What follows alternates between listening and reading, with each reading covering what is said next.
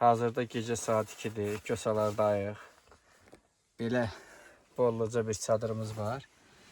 Çadırımızın ağız hissəsində peçimiz də yanır. Burada qalırıq bu gecə. Çadırda qalmağın ən önəmli bir məqamını sizə demək istəyirəm. Demək, düşünsəniz ki, paltarlarınızı üzərinizdən çıxarmayasınız, onda ayıldığınız məqam bərk titrətmə düşəcək canınıza. Və ona görə də çadırda hər ehtimala qarşı paltarlı yataq söhbətini yadınızdan çıxardın. Əgər çadırda yatırsınızsa, bütün təhlükələri də qəbul etmiş olursunuz. Ona görə də ən böyük təhlükə soyuqdan gələcək və sonraki məqamda çölə uyğunlaşmaq üçün evdə necə yatırsınızsa, çadırda da o cür yatmaq lazımdır.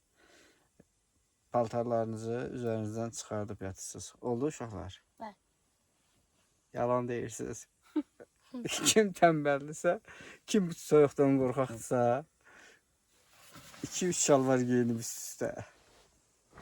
Nəysə, bu da məndən bir tövsiyədir. Mənim də başıma gəlib.